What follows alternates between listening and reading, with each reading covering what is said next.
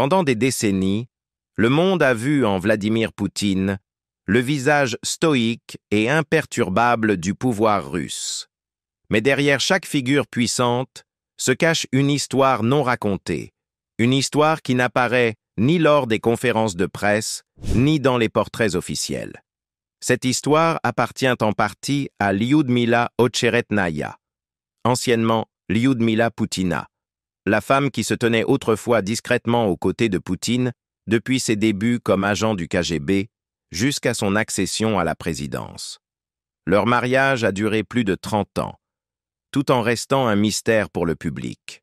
On la voyait rarement, on l'entendait encore moins. Et lorsqu'elle a finalement disparu de la scène, peu de questions ont été posées jusqu'à aujourd'hui. À 67 ans, Lyudmila a brisé des années de silence, confirmant des rumeurs longtemps chuchotées sur l'homme qu'elle appelait autrefois son mari. Mais qui est-elle vraiment? Pourquoi leur mariage s'est-il effondré? Et que révèle sa discrète confirmation sur le monde privé de l'un des dirigeants les plus secrets de la planète? Restez avec nous, car la vérité commence enfin à émerger. La vie silencieuse de la première dame oubliée de Russie. Lyudmila est née en 1958 à Kaliningrad dans une famille ouvrière. Son père travaillait dans une usine mécanique et sa mère était caissière. Très jeune, Lyudmila montrait déjà des signes de dons intellectuels et d'une sensibilité artistique. Elle adorait la littérature, écrivait de la poésie et rêvait de devenir actrice. Mais le pragmatisme l'emporta. Elle étudia la philologie et devint linguiste, spécialisée en langue allemande. À la fin des années 1970, elle travaillait comme hôtesse de l'air pour Aeroflot lorsqu'elle rencontra un homme discret et maladroit nommé Vladimir Poutine dans un théâtre à Leningrad. À l'époque, Poutine était un jeune officier du KGB, distant, mal habillé et réticent à parler de son travail. Lyudmila a avoué plus tard qu'elle n'avait pas été impressionnée au début. Pourtant, ils gardèrent contact. Au fil de 3 années, leur relation se renforça, bien que toujours émotionnellement complexe. J'avais toujours l'impression d'être mise à l'épreuve, se rappellera-t-elle plus tard. Poutine n'était ni romantique ni démonstratif. Sa demande en mariage n'était accompagnée ni de fleurs, ni de mots tendres, mais d'une remarque glaciale. « Tu sais quel genre de personne je ne suis pas facile. Tu as eu le temps de réfléchir. » Quand elle lui répondit qu'elle avait pris sa décision, il conclut « Alors, je t'aime. Et je te propose qu'on se marie. » Ce fut davantage une alliance stratégique qu'une histoire d'amour. Ils se marièrent en 1983. En 1985 naquit leur première fille, Maria. 1 an plus tard, leur seconde fille, Yekaterina, vit le jour. À cette époque, la famille vivait à Dresde, en Allemagne de l'Est, où Poutine était en mission secrète pour le KGB. Lyudmila éleva les enfants presque seule, en terre étrangère, tandis que son mari s'absorbait dans ses activités clandestines. Elle travailla comme linguiste, mais l'isolement eut des effets sur sa santé mentale. Elle révélera plus tard que Poutine n'était pas présent à la naissance de leur première fille et qu'il avait imposé seul le prénom. « Je voulais l'appeler Natacha », dit-elle. Mais il a insisté pour Maria en hommage à sa mère. J'ai pleuré, mais il ne voulait rien entendre. Lorsque l'Union soviétique s'effondra, les Poutines rentrèrent à Leningrad, où débuta l'ascension politique de Vladimir. En 1999, il devint président par intérim de la Russie. En 2000, il prit officiellement ses fonctions. Avec cette ascension, Lyudmila fut propulsée sous les projecteurs, à contre-cœur. Elle resta discrète, n'apparaissant que rarement en public. Bien qu'elle ait brièvement travaillé dans une entreprise de télécommunications à Moscou et dirigé une fondation culturelle pour la langue russe, elle était absente de la vie publique. Contrairement aux premières dames occidentales qui embrassent souvent leur rôle public, Lyudmila les fuyait visiblement. Une styliste qui l'habillait confia « Elle n'était pas prête pour ça. Elle ne le voulait pas. » Elle manquait régulièrement les grandes cérémonies officielles. À Noël orthodoxe ou à Pâques, Poutine était montré seul à l'église à la télévision. Les rumeurs de séparation enflèrent. Certains disaient qu'elle s'était retirée dans un couvent, d'autres qu'elle avait quitté la Russie. Le Kremlin resta silencieux. Puis, en 2008, Poutine fut soupçonné d'avoir une liaison avec la gymnaste olympique Alina Kabaeva. Il démentit et lança aux journalistes de garder leur nez morveux en dehors de sa vie privée. Le journal qui avait publié l'histoire fut rapidement fermé. Le 6 juin 2013, après des années de spéculation, Vladimir et Lyudmila apparurent côte à côte à la télévision d'État, après un ballet au Kremlin. Avec des sourires forcés et un langage corporel mécanique, ils annoncèrent la fin de leur mariage. C'était une décision mutuelle, déclara Poutine. Lyudmila ajouta « Notre mariage est terminé car nous nous voyons à peine. Vladimir Vladimirovitch est entièrement absorbé par son travail. Je n'aime vraiment pas la publicité. » Ce moment fut aussi surréaliste qu'historique. Pour la première fois, un président russe en exercice confirmait un divorce à la télévision. Bien qu'ils s'exprimassent avec respect, la tension était palpable. « Nous resterons toujours proches », affirma Poutine. 10 mois plus tard, en avril 2014, le Kremlin confirma que le divorce était officiellement prononcé. Le nom de Lyudmila fut discrètement effacé des biographies officielles. En 2016, on apprit que Lyudmila s'était remariée. Son nouveau mari, Arthur Ocheretny, a plus de 20 ans de moins qu'elle et dirige une organisation à but non lucratif. Ensemble, ils posséderaient des villas et des appartements de luxe en France et en Espagne. Maria Pevchik, responsable de la Fondation anti-corruption, affirma que Poutine avait organisé une dot de plusieurs millions de dollars pour son ex-femme. Elle décrivit Lyudmila comme « jamais une vraie première dame, utilisée une fois par an à l'église comme un accessoire ». Aujourd'hui, Lyudmila mène une vie recluse en Europe. Elle éviterait les médias, ne donnerait aucune interview et n'apparaîtrait presque jamais en public. Tandis que Poutine continue de dominer les gros titres, elle s'est effacée dans une obscurité tranquille. Biographes et proches dressent un portrait sombre du mariage des Poutines. L'écrivaine allemande Irène Pietsch, amie de la famille, rapporte que Lyudmila aurait un jour qualifié Poutine de vampire, disant qu'il l'avait vidé émotionnellement. Elle raconta qu'elle devait porter les courses et pousser la poussette enceinte, son mari ne l'aidant jamais. Elle ajouta que Poutine s'irritait lorsqu'elle évoquait l'astrologie et lui aurait un jour lancé « Qui se soucie de tes vérités ?» Dans une rare confession, Lyudmila déclara « Il ne m'a jamais prise dans ses bras. » Même ses tentatives de vendre des sandwichs comme hôtesse de l'air furent stoppées par un pilote jaloux, reflet d'une vie où toute initiative semblait étouffée. Pourtant, malgré tout cela, Lyudmila ne s'est jamais exprimée publiquement de manière critique. Peut-être que son silence est une forme de survie. Ou peut-être est-ce simplement dans sa nature, discrète, réservée et fatiguée de faire partie d'une histoire qu'elle n'a jamais choisi d'écrire. Qui sont les filles de Vladimir Poutine? Les seuls enfants officiellement reconnus de Vladimir Poutine sont les 2 filles issues de son long mariage avec Lyudmila Shkrebneva, Maria Vorontsova et Katerina Tikhonova. Pourtant, malgré l'attention mondiale immense portée à leur père, les 2 femmes ont vécu dans une obscurité soigneusement orchestrée. Aucune n'a été reconnue publiquement par Poutine de manière officielle, et fait étonnant, il n'existe aucune photo vérifiée du président russe avec l'une ou l'autre à l'âge adulte. Ce secret n'est pas fortuit. Il est le fruit de longues années de dissimulation délibérée et de brouillage stratégique organisé par le Kremlin.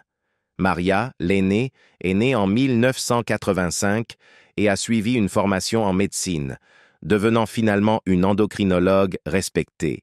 Connue aujourd'hui sous le nom de Maria Vorontsova, elle est copropriétaire d'une importante société d'investissement dans le secteur de la santé appelée Nomeco et participe à des recherches médicales et à de vastes projets cliniques. Ses premières années d'études l'ont conduite à l'Université d'État de Saint-Pétersbourg, puis à l'Université d'État de Moscou. elle aurait ensuite poursuivi un doctorat en endocrinologie. Pendant un temps, Maria a vécu aux Pays-Bas avec son compagnon, l'homme d'affaires néerlandais Jorrit Faassen. Leur vie tranquille a pris fin brutalement après la destruction du vol MH17 de Malaysia Airlines en 2014, qui a coûté la vie à près de 200 citoyens néerlandais et déclenché une vague de ressentiment anti-russe. Face à ce contre-coup international, Maria est rentrée en Russie et a totalement disparu de la sphère publique. Katerina Tikhonova, née en 1986, semblait suivre un parcours très différent. Elle a été danseuse de rock acrobatique à haut niveau, participant à des compétitions sous une fausse identité. Mais ces dernières années, elle est devenue une figure clé de l'élite technologique et académique russe. Elle dirige aujourd'hui une initiative de pointe en intelligence artificielle à l'Université d'État de Moscou, où elle exerce une influence considérable dans les milieux scientifiques du pays. Son mariage avec Kirill Shamalov, fils d'un proche allié de Poutine et actionnaire majeur du géant pétrochimique Sibur, a brièvement fait la une. Leur union en 2013 a fait de Shamalov le plus jeune milliardaire de Russie. Mais le couple aurait divorcé en 2018. Ce qui frappe le plus à propos des deux femmes, c'est le niveau extrême de secret qui entoure leur identité. Pendant des années, Maria et Katerina n'étaient reconnues que sous des pseudonymes et ne portaient pas le patronyme Vladimirovna qui les aurait directement rattachées à Poutine. Leur dossier scolaire était scellé, leur localisation tenue secrète et leurs fonctions professionnelles soigneusement contrôlées. Les médias russes, souvent audacieux dans la révélation de scandales politiques et financiers, restent presque totalement silencieux sur les filles de Poutine. Même les journalistes d'opposition évitent généralement le sujet par crainte, semble-t-il, de représailles. Poutine lui-même n'a fait que de vagues allusions à leur sujet au fil des ans. Dans une rare interview accordée en 2017 au réalisateur Oliver Stone, il confirma qu'il était grand-père, mais refusa de nommer l'enfant ou d'indiquer laquelle de ses filles avait accouché. Lorsqu'on l'interrogea plus directement, il répondit un jour « J'ai une vie privée dans laquelle je n'autorise aucune ingérence. Elle doit être respectée. » Cette phrase est devenue une sorte de bouclier pour le dirigeant russe, lui permettant d'éluder les questions sur sa famille tout en entretenant le mythe d'un domaine personnel inviolable. Le secret intense entourant Maria et Katerina a alimenté d'innombrables spéculations sur leur place dans la vie de Poutine et sur les efforts déployés pour les protéger. On pense généralement que les deux femmes vivent sous haute sécurité, que leurs déplacements, leurs communications et leurs apparitions publiques sont strictement surveillées. Certains rapports suggèrent qu'elles n'assistent que très rarement, voire jamais, aux événements d'État, même ceux rassemblant les familles des plus hauts responsables. Leur richesse et leur influence, bien que réelles, demeurent largement invisibles dans l'univers médiatique strictement contrôlé de la Russie. Et pourtant, malgré ce secret, les deux filles sont peu à peu devenues les symboles du cercle intérieur privilégié et protégé qui entoure Poutine. Leur accès à une éducation d'élite, à des investissements lucratifs et à des opportunités soutenues par l'État révèle une structure dynastique cachée, une structure opérant en coulisses de l'image autoritaire du Kremlin. Tandis que Poutine cultive une image d'austérité patriotique et de sacrifice personnel, ces filles mènent une vie de confort, de discrétion et de privilèges exceptionnels. Et ce paradoxe ne fait qu'approfondir l'énigme de l'homme qui dirige la Russie depuis les épais murs du secret, dans les coulisses de la vie privée de Vladimir Poutine. Derrière la figure publique de Vladimir Poutine, perçu comme un dirigeant mondial dominant, se cache une dimension bien plus insaisissable, sa vie privée. S'il a été marié à Lyudmila Ocheretnaya, avec qui il a eu 2 filles, les relations personnelles du président russe depuis leur divorce font l'objet de spéculations incessantes, mais restent officiellement non reconnues. Au cœur de ces rumeurs se trouve Alina Kabaeva, l'une des gymnastes rythmiques les plus accomplies de Russie et ancienne députée de la Douma d'État. Lié pour la première fois à Poutine par le journal Moskovski Correspondent en 2008, son nom est rapidement devenu trop sensible pour être publié. Le journal a été fermé quelques jours après la parution de l'article, apparemment sous la pression des autorités. Mais les murmures n'ont jamais cessé. Depuis, Kabaeva a accédé à des postes puissants dans les médias, notamment comme présidente du National Media Group, qui contrôle une grande partie des médias pro-Kremlin russes. En 2022, le Trésor américain l'a sanctionné pour sa relation étroite avec Poutine, reconnaissant ce que le Kremlin continue de nier. Selon The Dossier Center, une plateforme d'investigation fondée par le dissident russe Mikhail Khodorkovsky, Kabaeva serait la mère d'au moins 2 enfants de Poutine. Ivan Poutine serait né en 2015 dans une clinique de luxe à Lugano, en Suisse, tandis qu'un second fils, Vladimir Jr., serait né à Moscou en 2019. Ces enfants vivent à l'abri des regards, dans un domaine fortifié situé dans le parc national de Valdai, gardé par des nourrices, des précepteurs et des agents de sécurité d'élite. Leurs identités seraient protégées par de faux documents, une pratique courante pour les agents des services russes. Le niveau d'isolement de Kabaeva face à toute enquête publique est remarquable. Elle est réapparue à la télévision en 2021 et 2022 pour diriger des spectacles patriotiques de gymnastique, souvent empreints de symboles pro-guerre comme le Z, utilisé pour soutenir l'invasion de l'Ukraine. Pourtant, malgré ses apparitions publiques, aucun journaliste n'ose l'interroger sur sa vie privée, ni sur son rôle supposé de première dame officieuse de la Russie. Un autre nom surgit dans l'histoire romantique et secrète de Poutine, Svetlana Krivonogik, une ancienne femme de ménage originaire de Saint-Pétersbourg. Son lien avec Poutine a été révélé par le média indépendant russe Proekt, qui a dévoilé en 2020 que Krivonogik avait une fille, Louisa Rozova, fruit présumé d'une liaison avec Poutine à la fin des années 99. La transformation financière de Krivonogik soulève de nombreuses questions. Après l'arrivée de Poutine à la présidence, elle acquit des parts dans la Banque Rossiya, considérée comme la colonne vertébrale financière du cercle rapproché de Poutine. Elle posséderait désormais des appartements de luxe à Moscou et à Monte-Carlo, et sa fortune dépasserait les 100 millions de dollars selon les documents des Pandora Papers. Louisa Rozova est devenue brièvement populaire sur Instagram, où elle partageait des aperçus d'un mode de vie fastueux. Vêtements de créateurs, vacances coûteuses, jets privés. Mais sa ressemblance frappante avec Poutine a déclenché une vague de spéculation. Après l'invasion de l'Ukraine par la Russie en 2022, son compte fut envahi de messages de haine. Elle a disparu des réseaux sociaux peu après, sur ordre présumé de Poutine lui-même, furieux de la fuite de son existence et de sa présence en ligne. Le nom de Victoria Lopireva, Miss Russie 2003 et personnalité médiatique, est également chuchoté dans les cercles proches de Poutine. Bien qu'aucune preuve concrète ne confirme une relation romantique, Lopireva fut nommée ambassadrice officielle de la Coupe du Monde FIFA 2018 en Russie. Un rôle inhabituellement prestigieux pour une mannequin et animatrice télé. Elle a exprimé son soutien à Poutine, encouragé la participation électorale en sa faveur et multiplié les apparitions qui ont alimenté les rumeurs. Lopireva a donné naissance à un fils à Miami en 2019, déclenchant des spéculations dans les tabloïds sur l'identité du père. Aucun lien avec Poutine n'a été confirmé et elle garde le silence sur la paternité. Néanmoins, son influence et sa visibilité lors d'un événement d'État d'une telle ampleur ont poussé beaucoup à se demander si sa proximité avec le pouvoir n'était pas d'ordre plus personnel. Les relations privées de Poutine reflètent sa vision globale du pouvoir.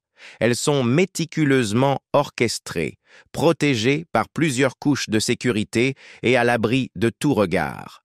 Les femmes supposément proches de lui accèdent souvent à des postes d'influence ou amassent de vastes fortunes, mais aucune n'a jamais reconnu publiquement un lien romantique. Ce voile de secret n'est pas seulement personnel, il est politique. Poutine se projette comme le gardien de valeurs conservatrices et familiales. Reconnaître publiquement des relations extra-conjugales ou des enfants cachés ébranlerait cette image, surtout dans un pays où l'autorité morale est intimement liée à la fierté nationaliste. L'État est allé très loin pour préserver cette image, allant jusqu'à cibler les journalistes qui enquêtent sur sa vie privée. Les conséquences de telles investigations ont été sévères. Après avoir publié un article sur Kabaeva, Moskovski correspondant a été fermé. Proect, après avoir révélé les liens entre Poutine et Krivonogik, a été perquisitionné par les autorités et accusé de diffamation criminelle. Son rédacteur en chef, Roman Badanin, a fui la Russie, rejoignant une longue liste de journalistes contraints à l'exil pour avoir franchi des lignes invisibles.